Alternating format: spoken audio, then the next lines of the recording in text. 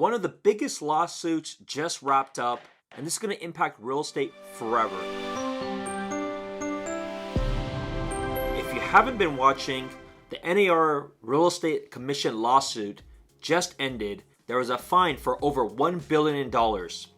Now, what happened in this case and what was this case about? There was many home sellers that felt we should not be paying the buyer commission amount. So high level, for many decades now, and this is not just for the US, many places all around the world have it where the seller is paying their percent and they are also paying a percent as to whoever gets in contract with them. Now over time that has compressed. Initially was probably like 7% back in the day to eventually 6%, now it's closer to 5%. And so there was already compression on that either way, just by a combination of things. There's been more agents that have been in the market. The prices have been higher, so people have been kind of clawback / fight on how much they would be able to keep and save from that. So over time, that was naturally shrinking. But for specific reasons, there was many home sellers that connected with a lawyer and felt that there was collusion coming around. And from the findings of it, they made it seem like there was. How will this impact? Most of the people watching on this channel are realtors or business owners. This is the biggest deal that we have faced. This is way worse than what interest rates are. And keep this in mind, at the time of this recording, which is closer to the end of 2023, this is some of the slowest years in terms of transaction volume since 2008. Now, who am I? My name is SPENCERHSU. I'm with EXP. In the last 5 years, I did over $250 million of production. So I do quite a bit, and this is not good news for any of us. Now, let's really break it down though. What do I see happening? There are two scenarios that will happen.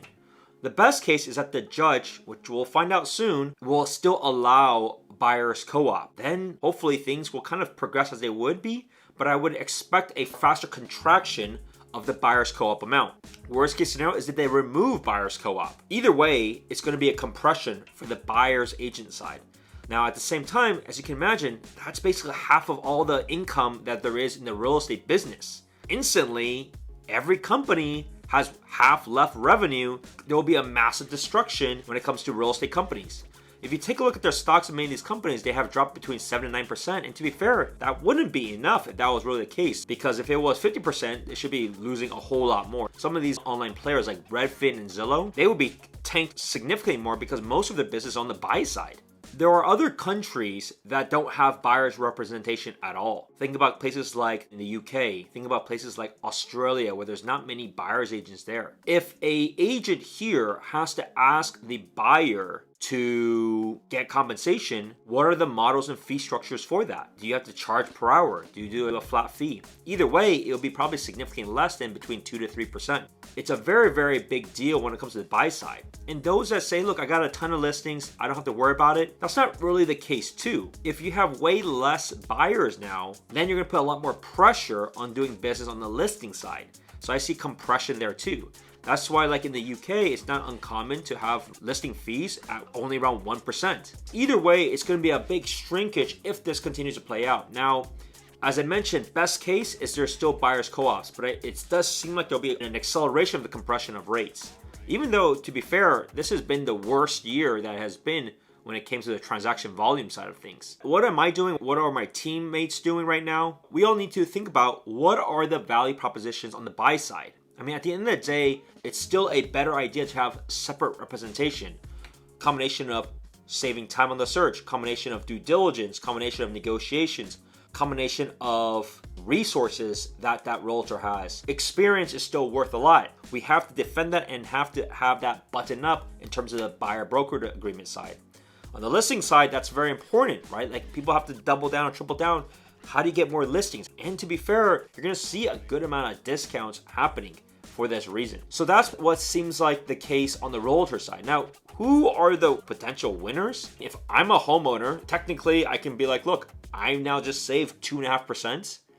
But the issue is on the seller side, it's going to be a drag just getting anything done because the listing agent needs to do dual representation with the buy side and they need to have the full liability of getting them prepared. Like we are in a much more litigious society than it is in those other countries that don't have a buyer's agreement. So that's going to be really interesting because a lot of it will be dual representation and not everybody can do that. Not everybody has bought multiple homes before, right? I mean, most people don't even know what to ask. It just brings it such a complicated kind of issue.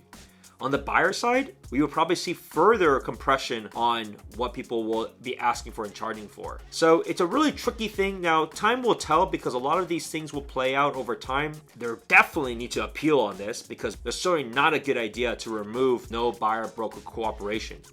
Because one, there's more money that needs to come from the buyer side.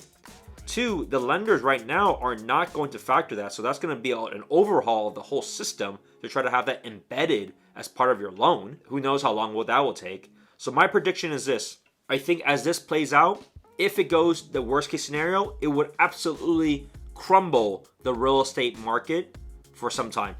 Some of this is just education, right? How long did it take for the seller to understand this? What becomes the new norm?